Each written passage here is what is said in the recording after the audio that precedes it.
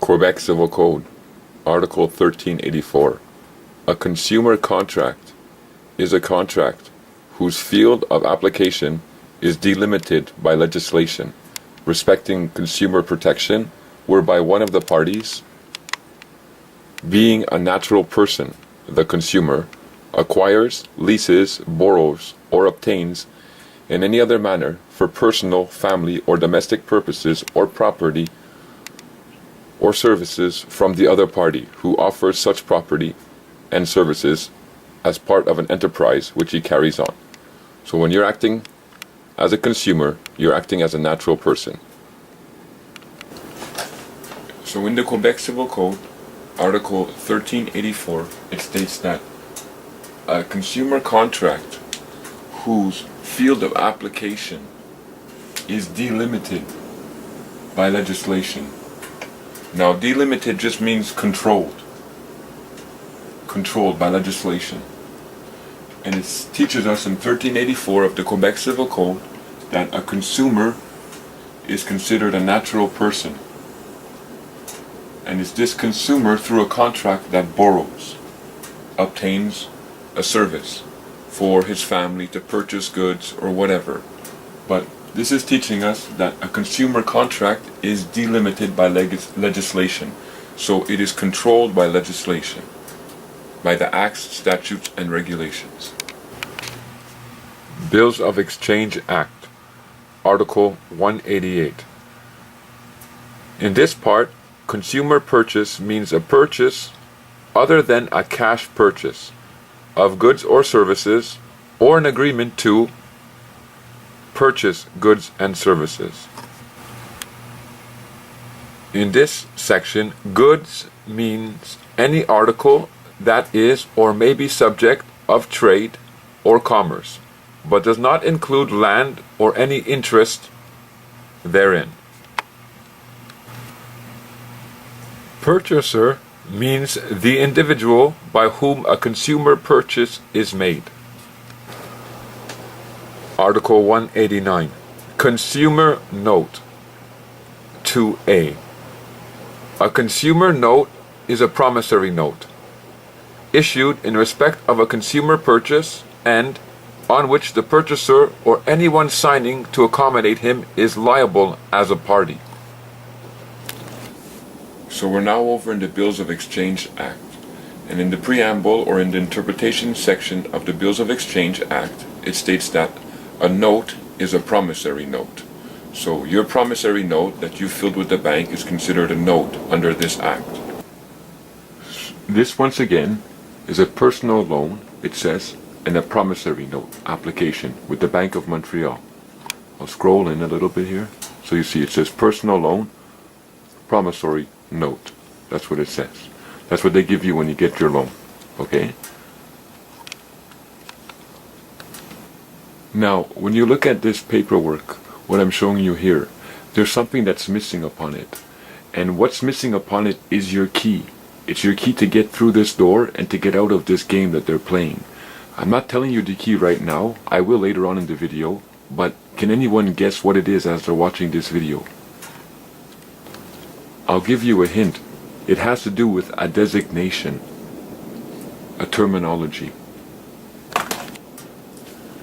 Now, in section 189, part 2 of the Bills of Exchange Act, it says that a consumer note is a promissory note, okay?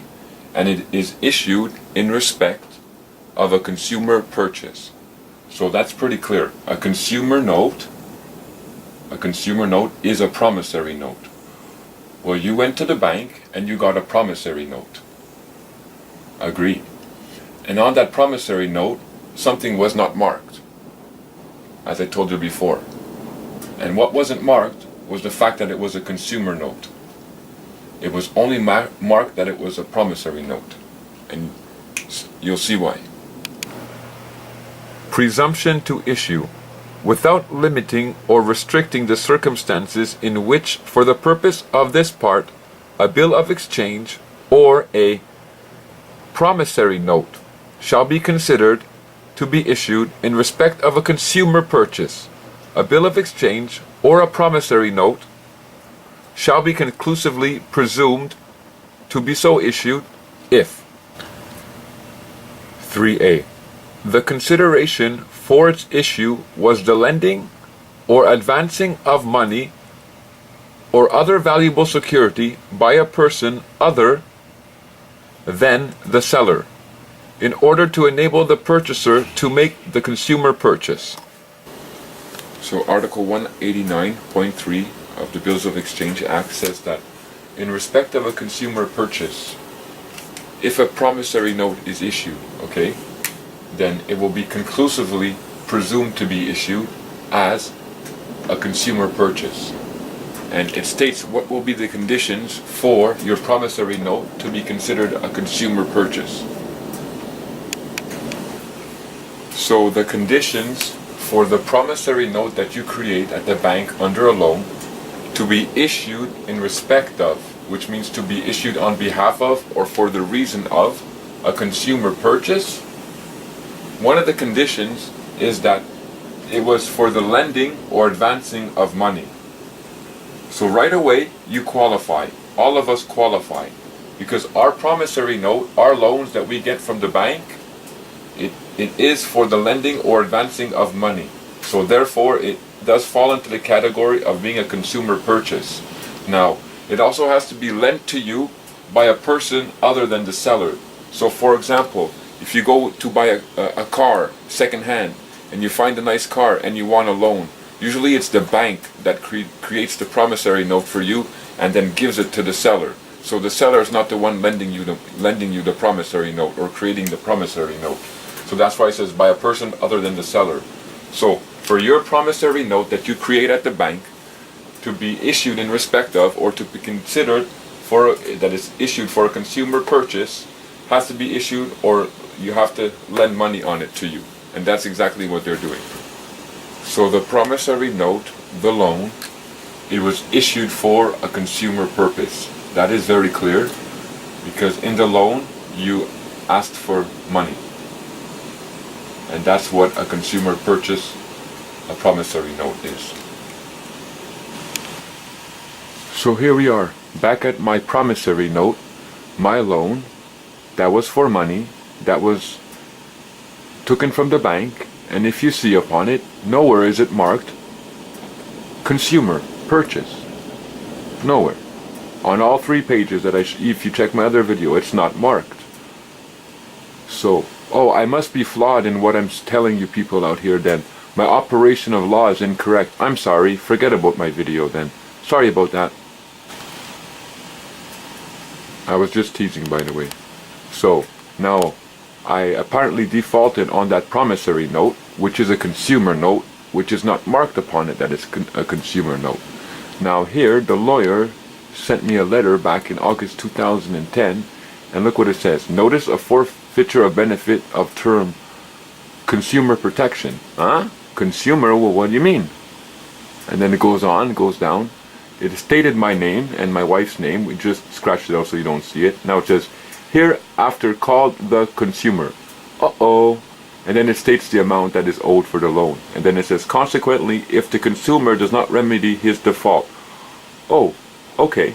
So on the promissory note that you sent, or that I created on that loan account, you don't designate it a consumer note. But when you go into default, now you designated a consumer note. Uh-oh, someone's playing with terminology, and someone's playing a game with the people here in Canada, with the banks. So you're calling us consumers, and you're saying that the loan that we took was for a consumer purpose. Well, then it was for a consumer purchase. And look what the law says about what's going on here now.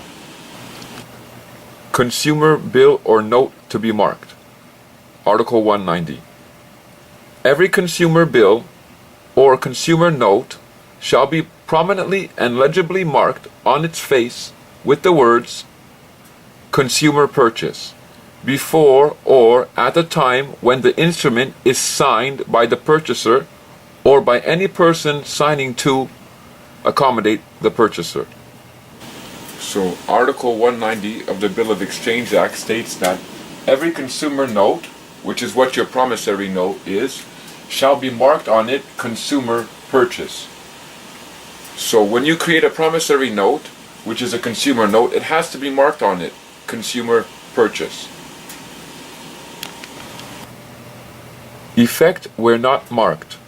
A consumer bill or consumer note that is not marked as required by this section is void, except in the hands of a holder in due course, without notice that the bill or note is a consumer bill or consumer note, or except as against a drawee without the notice. And here's where everything is hanging on. If you comprehend this, then you should be able to fix up your situation with the banks. Study a bit more, but now, Article 190, it says that a consumer note not marked as such is void. So when you look at my promissory note and that loan application, it's not marked on it that it's a consumer note, so it's actually void. I can invoke the nullity of this contract and say this is not good, it wasn't followed by proper procedure, there's no more obligation to this note here. But the rest of this article says this: it's void except in the hands of the holder. So except in the hands of the bank, because the bank is the holder. So if the bank is holding it still and the bank is without notice, they haven't been told, they haven't been informed that the note is a consumer note, then they can still continue to operate upon that. They can still make demands upon you. They can still request that you pay it. They'll send the lawyers after you. They'll send the collection agencies after you, because you haven't given them notice that what you're holding, Mr. Bankman, is void. Because it is a consumer note, and when you filled it out with me, Mr. Bankman, you didn't write on it that it was a consumer note and it was a consumer purchase as required by the law. Therefore, it is void. Now, you kept acting upon it and you kept requiring me to pay funds into this account because I never told you or notified you that it was a consumer note, and you guys failed in your responsibility to mark it as such. But now I'm telling you, so it's void. Obtaining signature to unmarked instrument. 192. Every person who, knowing that an instrument other than an instrument described in paragraph 189 1a or b has been, is being, or is to be issued in respect of a consumer purchase, obtains the signature of the purchaser or of any person signing to accommodate the purchaser to that instrument without it being or having been marked as required by subsection 190 is guilty of an offense and liable on summary conviction to a fine not exceeding $1,000, or an indictable offense and liable to a fine not exceeding $5,000. Every person who, knowing that a consumer bill or consumer note not marked as required by section 190 is a consumer bill or consumer note, transfers it, is, unless he is the purchaser or any person signing to accommodate the purchaser, guilty of an offense or an indictable offense up to $1,000 or $5,000. Now, the rest of the articles in the code 191 and 192 talk about the fact that if someone uses these instruments, these consumer notes, knowing that they are consumer notes when they're not properly filled out, that they can have some accountability under summary conviction or under indictment. So there is a way to go after them. But basically the whole system is stemming on the fact that they produced a consumer note, a promissory note on your behalf. They never marked it as such. Because it's not marked as such, the bank is not under obligation to void it or to take note of it until you tell them